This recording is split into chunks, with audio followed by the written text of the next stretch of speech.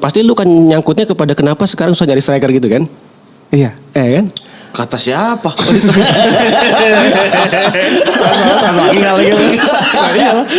Karena begini, ada 2 faktor yang menurut gue mempengaruhi.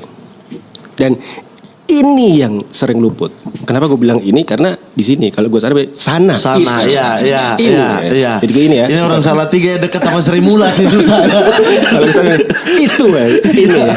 Jadi gini, orang sering luput bahwa selalu bilang kenapa nyari striker susah dan sebagainya. Kita yang menciptakan industri sebenarnya. Bagi gua, kita yang menciptakan. Ini kita sampai 2 hari kan ya, jadi bisa ngomong banyak. Aman. Kita masih jarang. Jadi gini, di era gua pertama kali main bola 90-an sampai 2000 awal, itu mostly tim-tim Indonesia main dengan 3-5-2. Oke. Atau 5-3-2. 2 striker. Waktu itu pemain asing ada 4. Oh, satu ganti asing. Ya. So pemain cuma 3.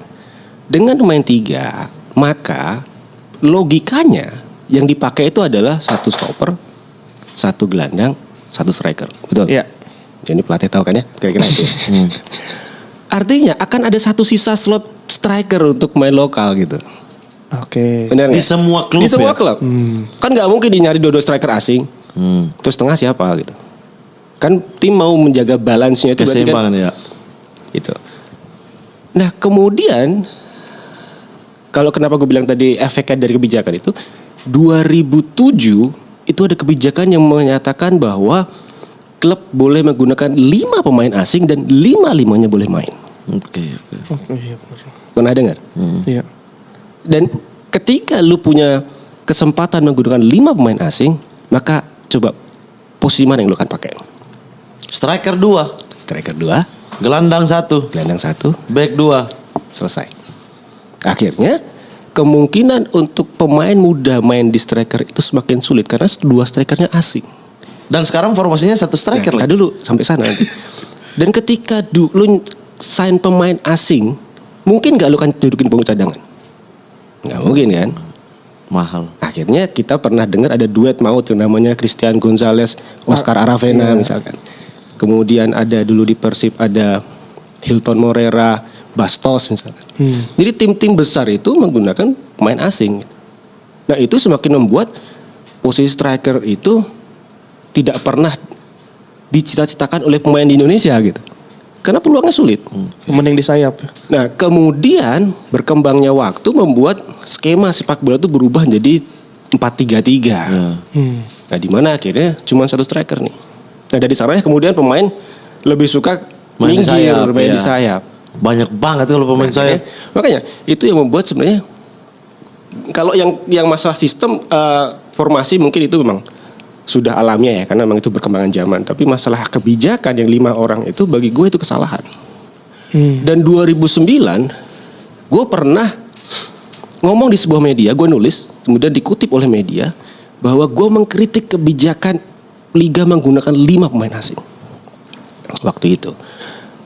Tidak menunggu lama di koran yang sama, cuman beda halaman, gue dijawab sama orang PSSI bahwa kebijakan 5 pemain asing itu adalah untuk meningkatkan kualitas liga, untuk transfer ilmu.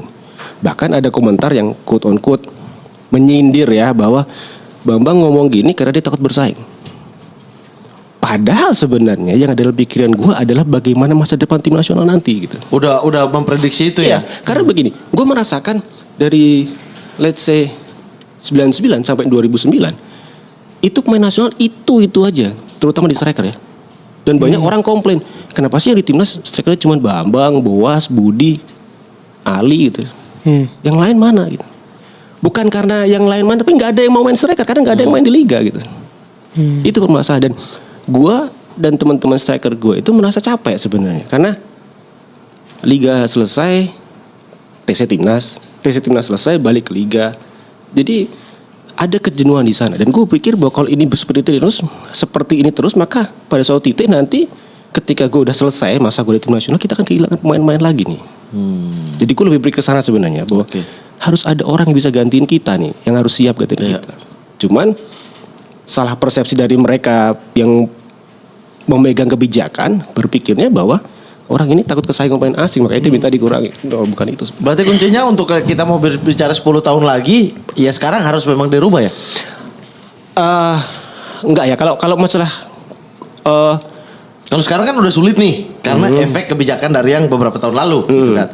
Kalau ke depannya, ya kalau kita mau enggak, kalau kita bicara fair ya, harusnya gini. Kalau sekarang kita kan, ya ini ide dalam pikiran gue aja, bahwa kalau kita punya sekarang 4 pemain asing, 4-nya boleh main, mungkin dibalikin kayak dulu aja, 4 tapi 1 ganti 1 gitu. Jadi main tetap 3 di lapangan. Oh, ya. 5 tapi 3, 2 cadangan. 4, jangan 5. 4 ya, jangan 5. 4, 3, 1 di cadangan. Oke.